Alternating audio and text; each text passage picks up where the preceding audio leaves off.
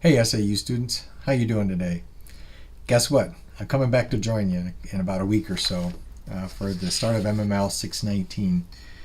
I got a number of notes I'm going to look down and read here, so if you see me looking down, that's what I'm doing. Just kind of checking my notes out here.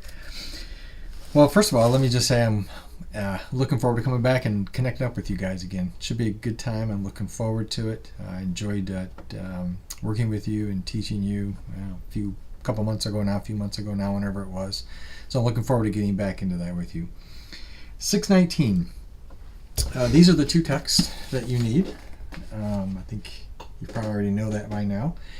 Here's what 619 is really about. It's about the handoff between these two topics of both, do the camera this way. So passing off what we are learning about organizational culture and climate and organizational strategy and how it impacts it. So learning about that and passing it off through leadership and learning how to implement it with leadership strategies. So these two texts are going to work hand in hand. Basically, here's the content of what we want to change, and this would be the strategy and how to implement the change. That's 619 in a real quick, short order. We're going to look at what is organizational culture, what's the climate, and what are those strategies to implement changes that you want to make in your own organization. So as you come into this class, be thinking about some of the changes that you would like to make if you're in a position to do so, and maybe you are. All right, so think about topics of culture and climate and strategy and whatnot, and how as a leader you can implement that. So this is a heavy reading and heavy thinking course, all right? You need to develop a methodology to be able to quickly get through material, understand it, digest it, and really know it. And you need to do that quickly in terms of like getting through the material. If you try to read every paragraph, every word of the assigned reading for these two texts, you're not going to make it, all right? So there's no expectation that you're going to read every single word of every single chapter in these books. So I know back in 611 I presented a way to read scholarly articles. If you remember, I passed out some examples. We went through them, kind of tried some of that out. And listen, there's no one right or wrong way. You've got to figure out what works for you. And so I'm just going to go through a process that has been working for me, and besides what I presented in 611, and let's see if it works for you. So it's going to sound a little bit strange, but just kind of bear with me here. First of all, and it really plays well with both these books, okay? But what you do is you pick the chapter you're going to read. You read the intro, all right? Always read the intro, the summary at the beginning. Kind of gives you an idea where things are going. Sift from the front to the back, looking for the major titles and subtitles. Circle them, make notes in your book, put them on a piece of paper if you want to, whatever works for you. I like to write in my book. I just do. I'm a book writer. So, I circle subtitles, make notes next to it, kind of looking at the charts, trying to understand them as I'm working towards the back, the conclusion at the end of the chapter or the end of the article. Now, in the conclusion, the authors, the researchers always state, usually it's 2 or 3 conclusions, might be a little bit more, might be a little bit less, 2 or 3 conclusions to some concepts that they've been developing throughout the chapter or throughout the article. Know what those are, circle them, all right? Think in your head, hey, how did they get to that conclusion? That's a major question you want to ask yourself. How did they get to that conclusion?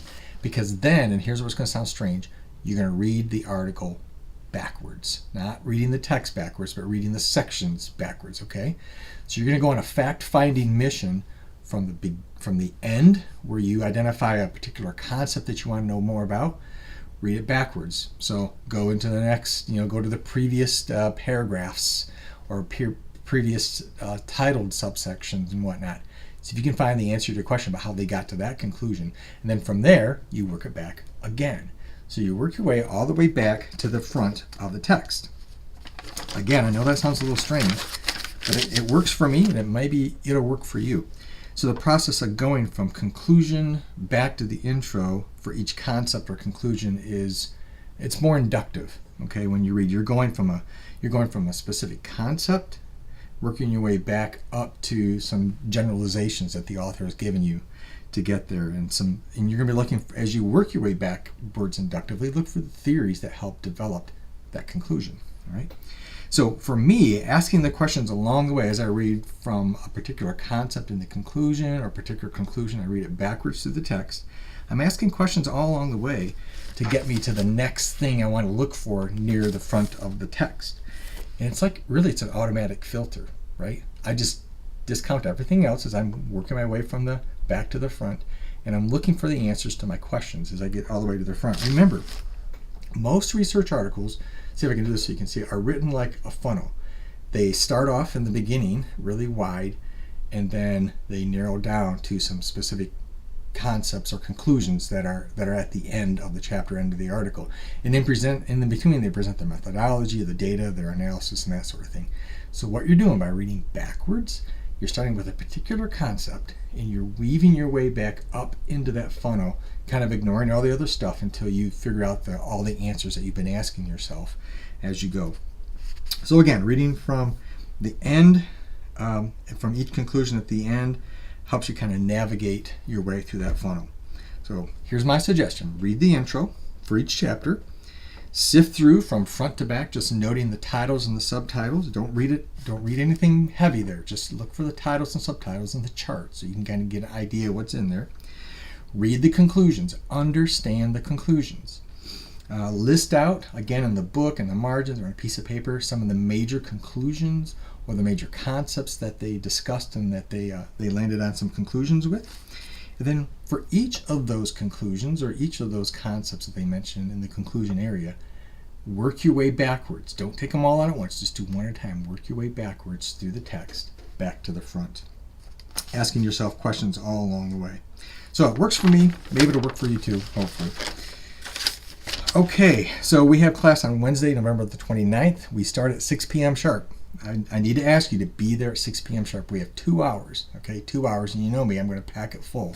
So we start at we start at 6 p.m. Bring your food. That's perfectly acceptable. I don't mind. I'm glad you guys are doing it. I think it's great. But we need to get started at 6, and we'll do our devotion first, and then we'll dive into the material as we get started. Also remember, the midweek checkpoint is due this first week of class coming up on the 29th. It's due an hour before the 29th, which is the first day of class.